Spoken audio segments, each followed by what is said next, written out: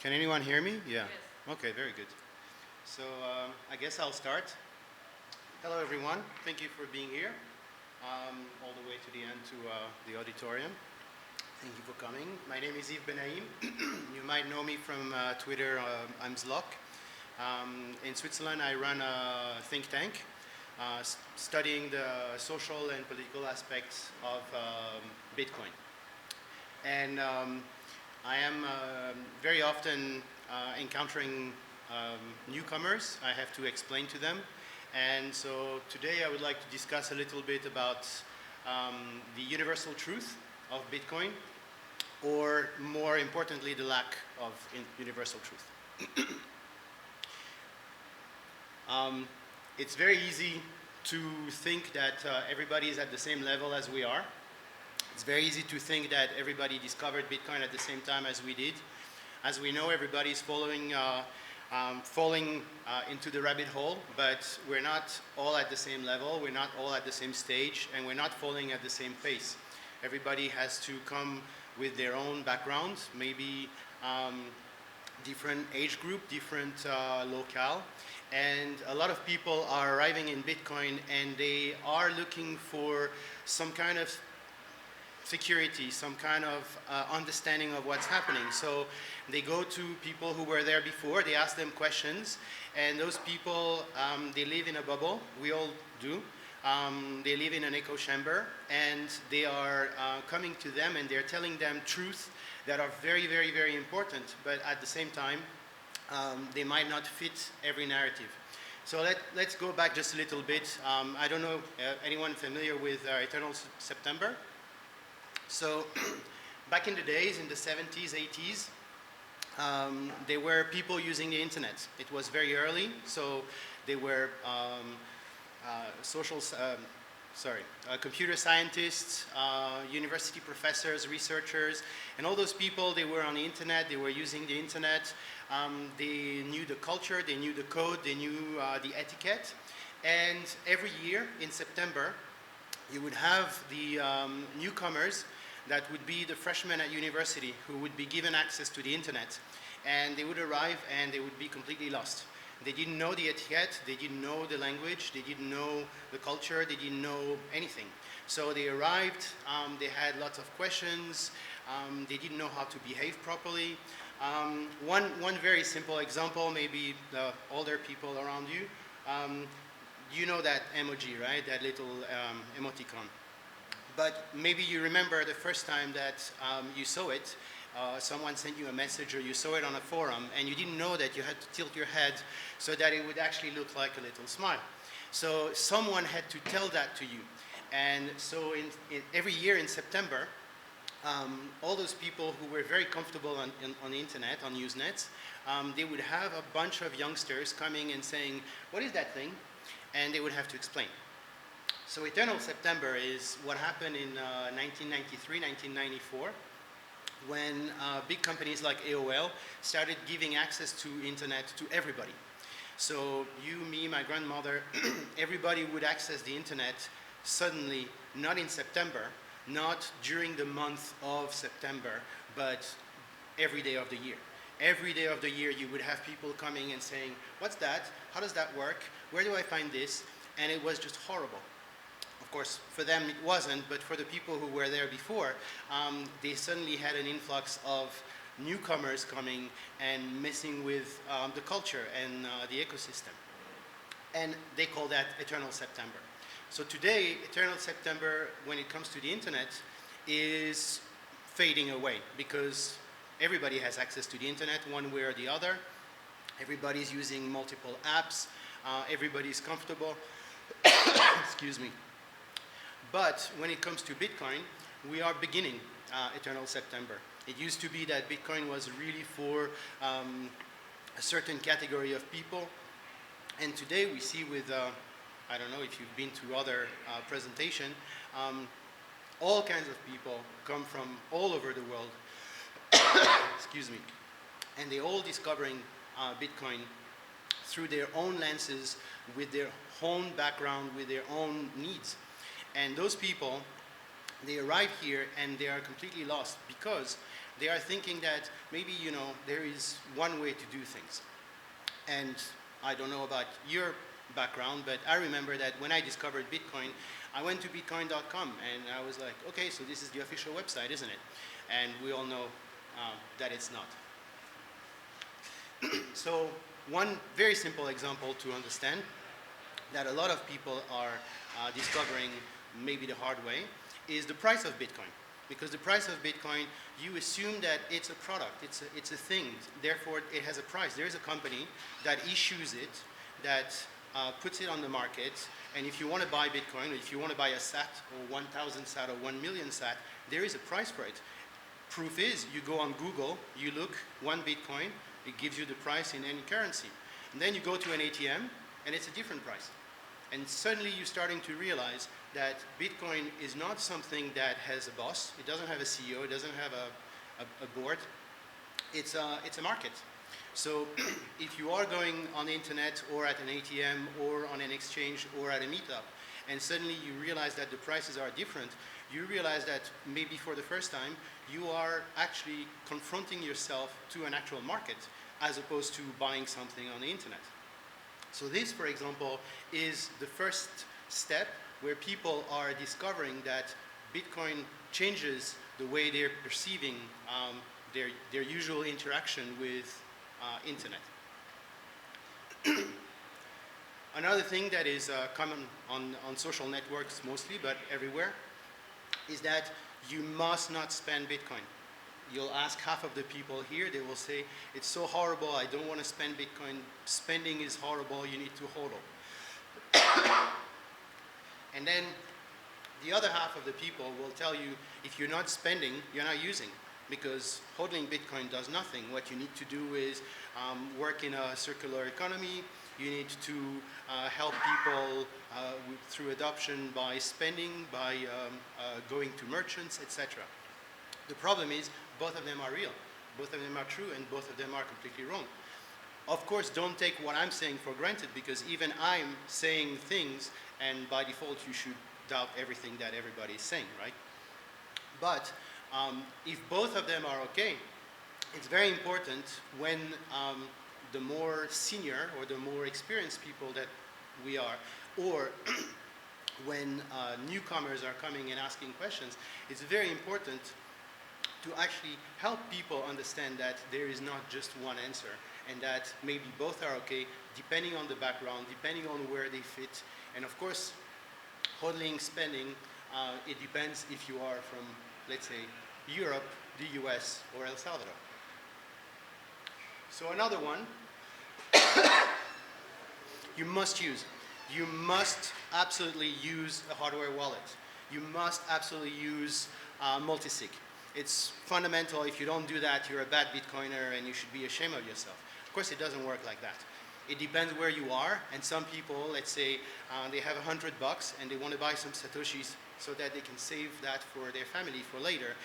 Nobody is going to tell them, you have $100 worth of Satoshi, you should spend $100 to buy a Trezor. It doesn't make any sense.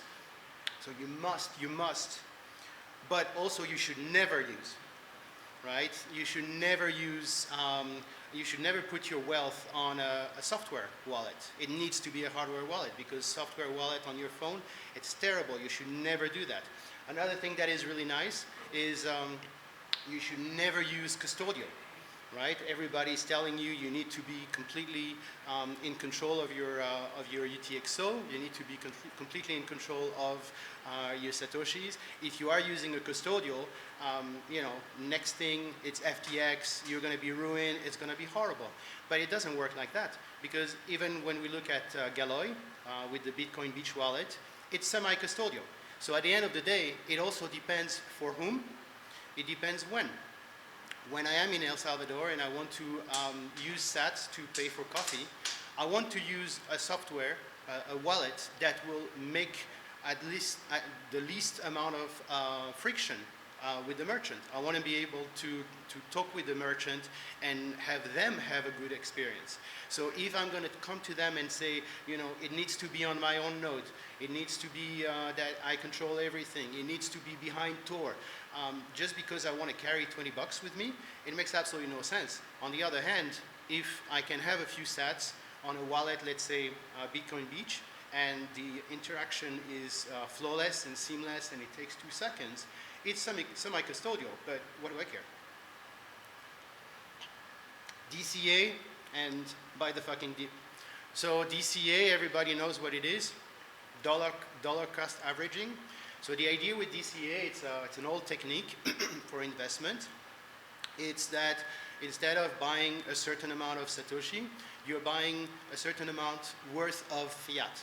So let's say you have a salary, $1,000 a month, and you decide that every month when your salary comes, you put $100 worth of Satoshi.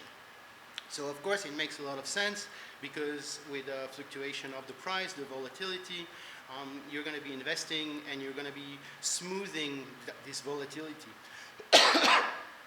Excuse me, sorry about that cough. But so the DCA system is the best way for someone to invest because they will not be vulnerable to volatility as much as if they are buying something once and then the price goes up or goes down depending on when they're investing. On the other hand, if you are, let's say, in a country where you have hyperinflation of 80% a month, it really doesn't make any sense. So if you go on Twitter and they say you should not buy Bitcoin, you should not get any Satoshi, you should not put all in, you really need to do DCA, you'll be confused because you will say, yeah, but my money, my actual salary tomorrow will be worth less, and the day after, and the day after, and the day after. So maybe I actually want to hedge my wealth against the inflation of my fiat currency, and therefore DCA really doesn't apply to me. Same thing with buy the fucking dip. Of course, when the price goes down, everybody who's advocating for DCA throws DCA down the window, and they say, oh, you have to buy because it's very cheap now. But on the other hand, if you are actually saving some money because you have a family to feed, and you are doing DCA because you try to be very reasonable, buying the fucking dip is maybe not for you. It might be for you if you have a lot of expendable income, but it might not be if it's going to put you in a position where next month you actually don't have any food on the table. This is a tricky one because, of course, in the long run, we're all here because we love Bitcoin, we're all here because we understand about sovereignty and censorship resistance, but it also makes sense to understand that a lot of people will not be able to run a full node, as we discussed in the one just before this one. It is not necessarily the easiest thing to run. So of course, once you have your Raspberry Pi and you install Umbrel and you're having a lot of fun and it's great, it's perfect. Everybody can run a node. Technically, it's not that difficult anymore. On the other hand, if you are someone who has a little bit of disposable income and a family and a lot of hyperinflation in your country, and maybe you are actually in a hostile environment and you need to leave your country and you have nothing to carry with you, it makes more sense to understand what really applies to you. And what really applies to you is to have some sats one way or another, just making sure that they are in your wallet or in your head or on a piece of paper that you own.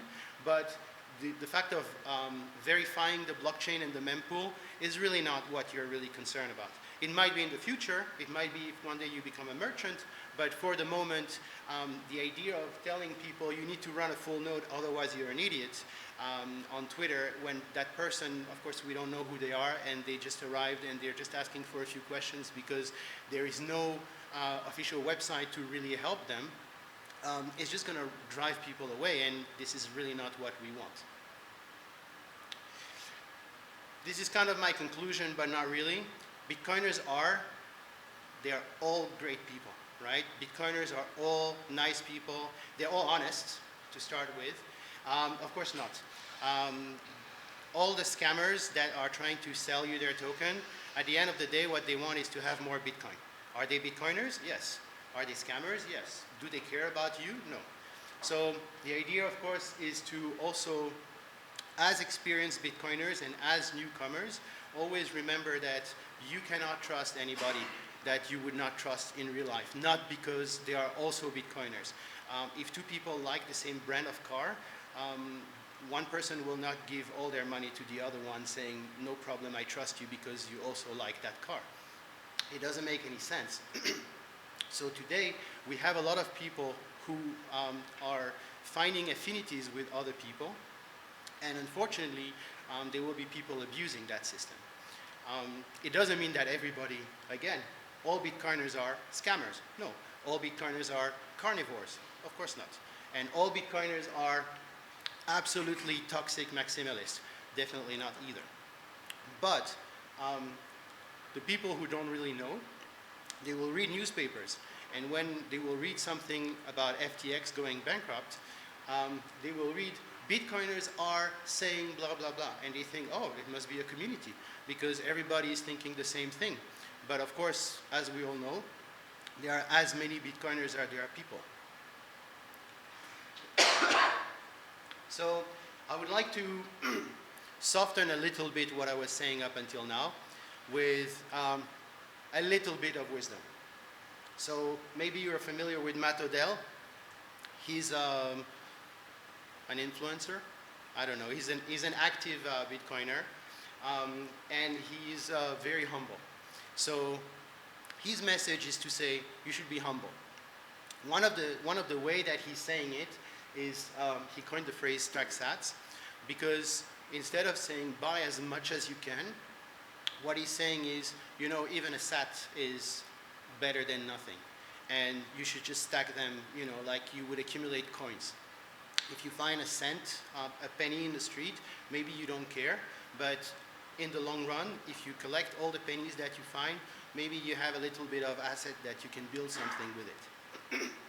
So I really like this sentence, and I think this is something that should be given to newcomers as a little rule of thumb and a basic wisdom to understand that at the end of the day, we're not there to become all super filthy rich and famous, but maybe we can just be humble and stack sats. And this is the conclusion that I would like to have, because this is the one that I don't know. I can't find any flow to it. I can't attack it. It's Andreas, of course. Not your keys, not your Bitcoin. Every day we see examples of horrible accidents where people are giving their Bitcoins to their Satoshis to someone else for convenience, for security. Some people don't trust their own security level. Maybe because they want to have some yield, maybe because they want to gamble a little bit, and then eventually they realize that if you do not own your private keys, technically what you have in your hand is an IOU. And it's very important to remember, because at the end of the day, this is really a fundamental characteristic of Bitcoin. It's that arguably it's the only thing that you can really truly ever own. And your Satoshis are your Satoshis that nobody can take, and they are censorship resistant, they are attack resistant only if you actually own them. And in order to own them, you have to own their private key. So this is my conclusion, and I hope it will be useful for at least one person that you will encounter in the future. Thank you very much. And we have plenty of time for questions. I don't know if anyone has any question or remark, or if you want to destroy everything that I said, which I'm super happy about.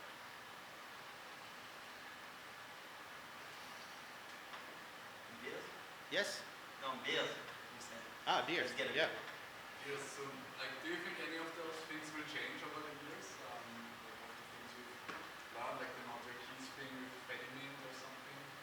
I mean, still we should probably keep that. Well, if we go to wherever it is, this one, and this one, never use custodial, it is already changing. That's also the problem with Bitcoin, is that the more you fall in the rabbit hole, the more you realize that half of what you think you know, you don't know. And as you're discovering new things, there are other things that are being developed, and you realize that what you took for granted because you're saying, okay, this is impossible. It's completely impossible. Someone comes up with a solution and they make it completely different. I think it's more a question of a perception or a point of view or an attitude. If you are in a position where, let's say, Fedimint or Galloy is giving you some kind of a compromise where you have some advantages and some drawbacks, I think what's really important is to understand that there are advantages and drawbacks. And for a lot of people that are discovering, they think what is good and what is bad. They don't necessarily realize that there is like a slider that goes from black to white, and somewhere in the middle you have a lot of different incrementations. So as I said, when I have 20 bucks and I'm using a custodial wallet for Lightning because it's convenient and it works, for me 20 bucks is nothing. For somebody else it might be their life savings. So of course for them they might be thinking completely differently about what they're going to be using in terms of custodial. But I don't think anything is going to change fundamentally. I think what's going to change fundamentally is that there will be more options and it will be even more confusing. So I think and in my experience, it's good to really go back to the very basics, especially when it's with real newcomers, people who have absolutely no understanding of what's happening and they're curious and they have a lot of questions. And it's really good to not confuse them with, but this is so great. No, this is, start with the super basic. And with that, they will have some good habits. Like when you learn driving a car, you're not learning about how to do donuts and slides and stuff like that. You really, maybe some, but you have to start with the very basic, because this is what will make you feel comfortable after that to discover other things and not be completely carried away.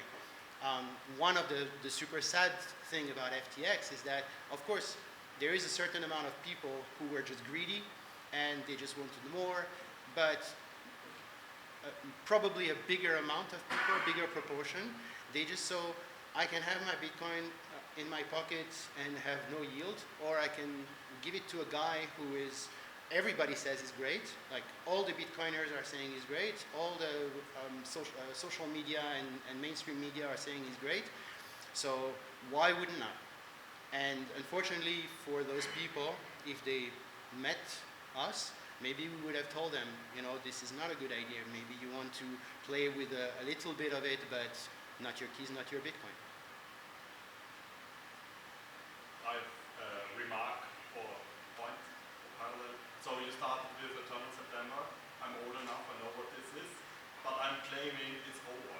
Since my feeling is, since we have smartphones, there's no longer turn of September on the internet. Yeah. So maybe there's a parallel. So the internet started like that, but now it's over. Of course. We can discuss why, but how is the parallel would play out in the Bitcoin system? I think it's gone, but not completely. Yeah.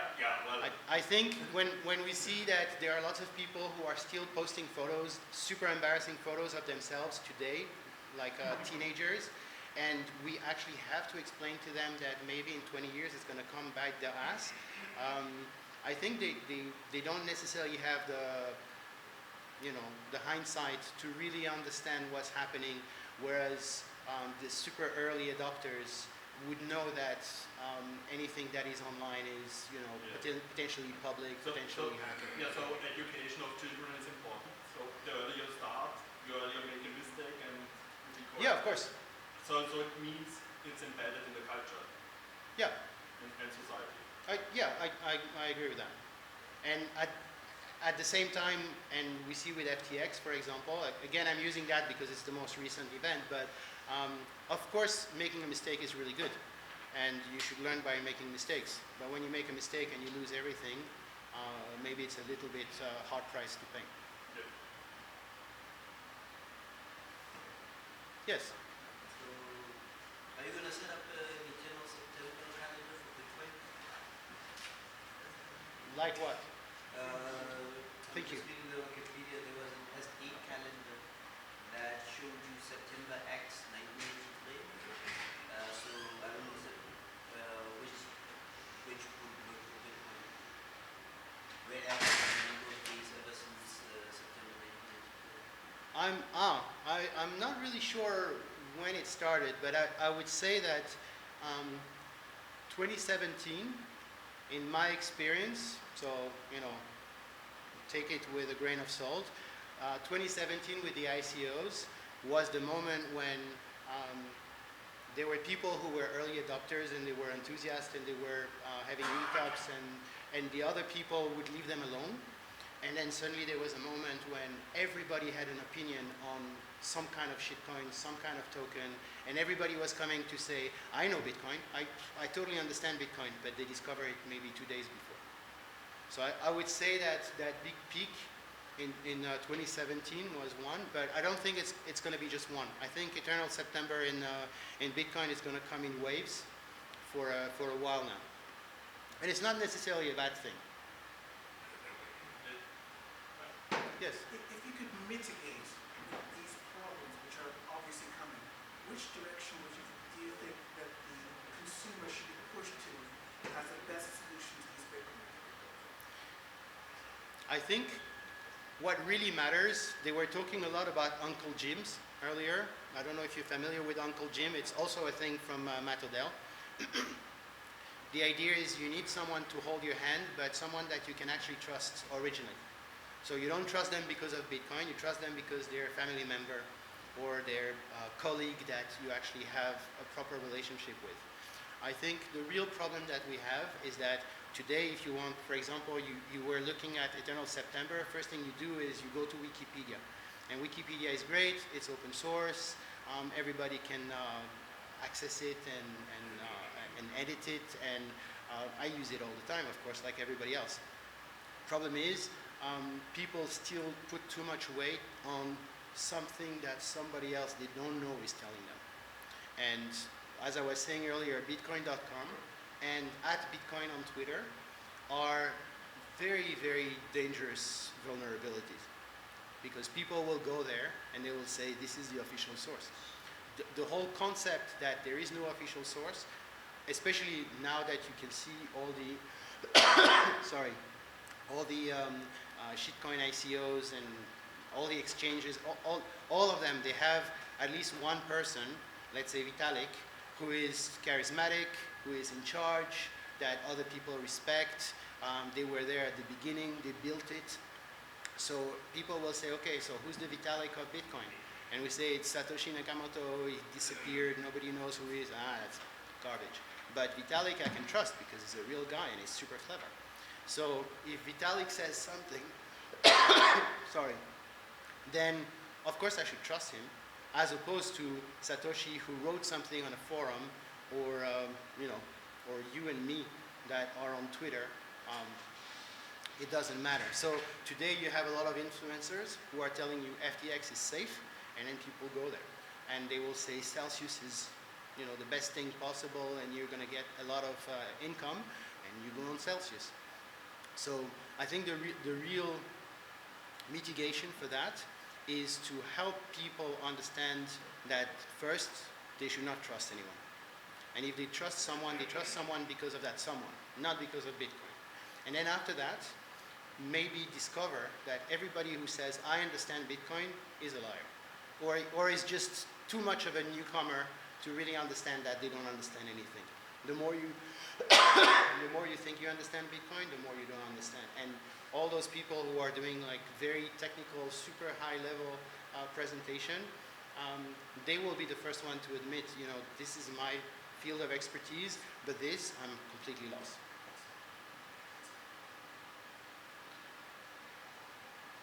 I like discussions, so I'm going to make a case for never use. So when I think about Web 2, dynamically generated content, user-generated content, no one really cared about that until a very horrible but very enticing product called Facebook came along. Why do you think the same will not happen to Web 3? Mass adoption will happen to an absolutely horrible product that is easy to use. I think it's already the case. I think Ethereum is already doing that. one way or another. Look at FAs, like why there is so much money, it's because like Facebook when you jump in and you tell you already though, like thousand not to at go. Facebook level, right?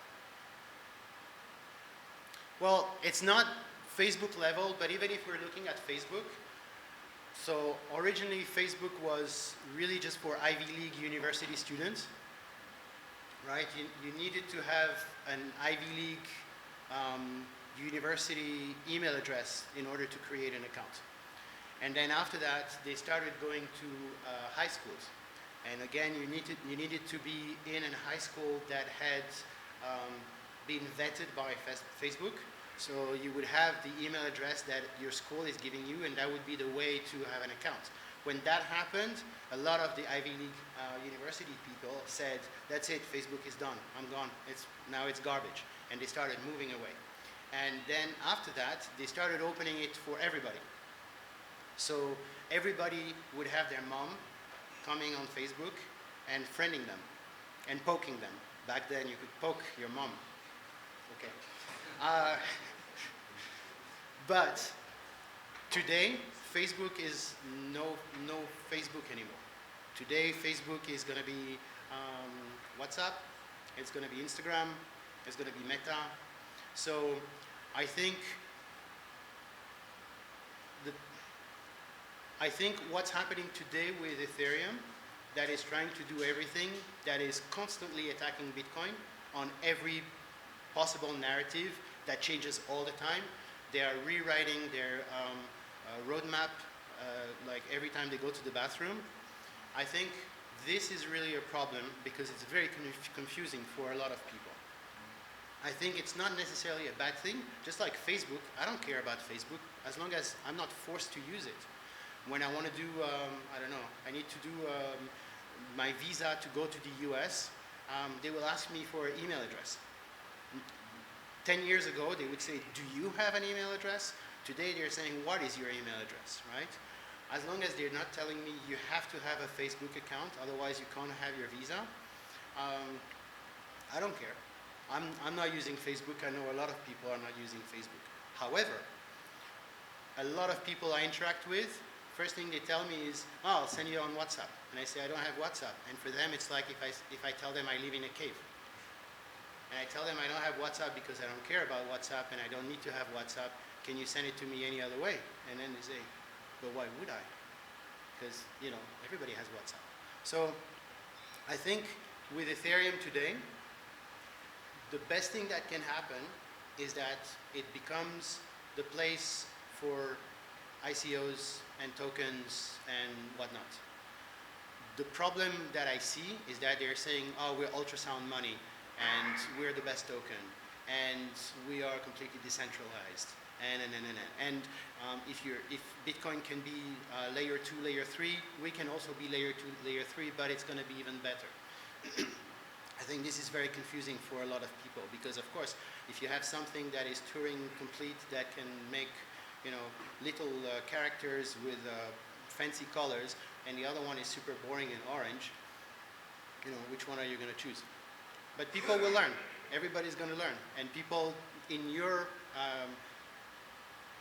group of people will learn from you, and you will teach them because you know the difference. You know why you're here in the first place, and they will tell you, yeah, but I don't care. And then two years later, they come back and they say, hey, can you teach me again? Because now I do care. And we also need to have a lot of low time preference when it comes to patience with people, because everybody has high time preference. We live in a world where everybody wants everything as soon as possible. Everything needs to be done, you know, tomorrow or yesterday. Everything needs to bring you some kind of yield or some kind of interest rate. And this is the first thing that everybody is going to tell you. They're going to say, okay, I want Bitcoin, but how do I get 5% interest?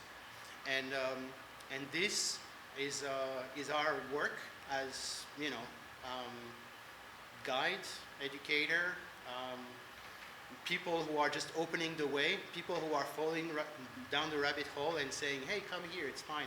Don't worry, you're not going to hurt yourself. It's our, maybe not responsibility, but it's our opportunity to teach those people that maybe there is another way to think. Never use Ethereum. No, I don't. I put it at the same place with WhatsApp. If I may, talking to your question about like what would change. So I educate people about Bitcoin since like 2017. At first, for like the first 3 years, no one ever asked me for a yield in Bitcoin. Like it wasn't even a thing in the of the new coiners. So if I tell them execute them on your hardware, they will listen and will do it because they understand that there's nothing to gain having even any change. But today, they ask me like, yeah, but then I can gain money. I'm like, well, you have Bitcoin. Yeah, but I don't care. And so now they believe that if you have Bitcoin, you need to have a yield. And that is like because all the other influencers and the marketing have did their job. So I have to fight, and we all have to fight, we're in the same fight. The idea that no, a yield should be on your Bitcoin almost all the time. And that is like a truth or non-truth that came along within the past 2-3 years. It is super hard to fight for like the younger generation. And it's quite annoying, so we need to fight it. I mean, my nonsense counter argument is if you have a hard cap and everyone gets a yield, how does this work out? Yeah, no, like you can explain it in a lot of ways. Even without the hard cap, if everybody gets a yield, if everybody is a billionaire, then having a billion doesn't matter. Yeah. So at the end of the day, people are saying that Bitcoiners are all toxic maximalists, and of course, not everything is a scam. If something is giving you free money out of nowhere for no reason, and the more people will come, the more you will have free money, that's called a Ponzi. That's the definition of a Ponzi.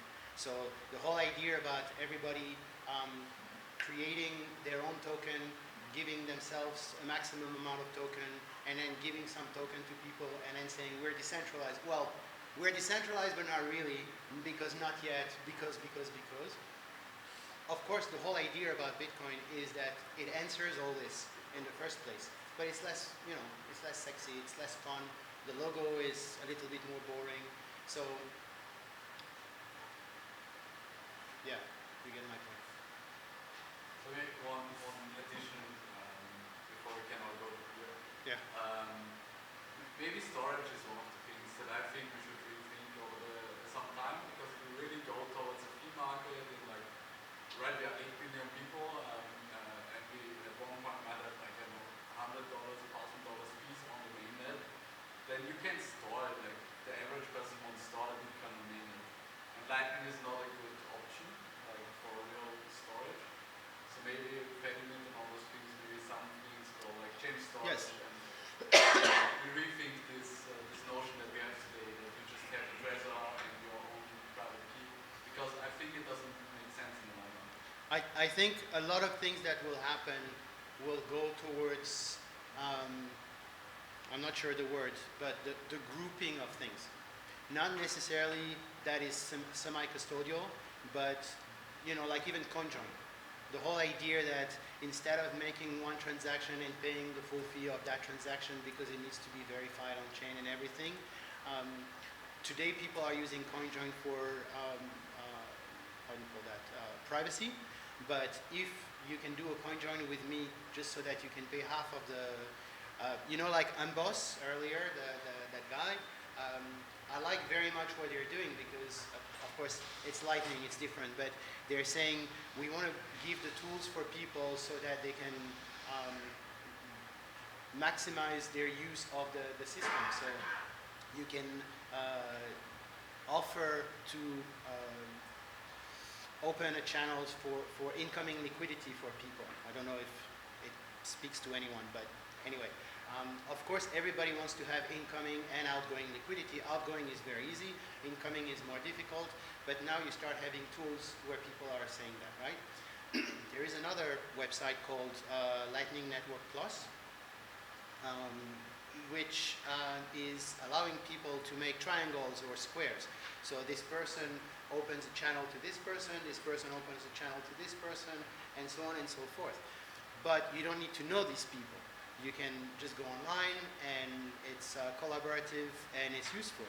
So I think there will be a lot more of those tools, including within the wallet, where if you are, let's say today, if you're in a hurry, you will pay higher fees. If you're not in a hurry, you will pay lower fees. There will be a moment when it says, if you are in a hurry, but you want to participate in a coin join, but not for privacy reason, but just because you want that there will be a grouping of transaction so that everybody can be next in the next block, but at the same time save on their fees. I think there will be a lot of that kind of stuff, which will, I don't consider that being custodial, but I think it will become more collaborative. And there will be a lot of scammers proposing that kind of stuff and saying, hey, you want to do a conjoin with me, and then leave with your money. And of course, there will be a lot more education to be done on what constitutes a proper, collaboration. So beer? Thank you very much.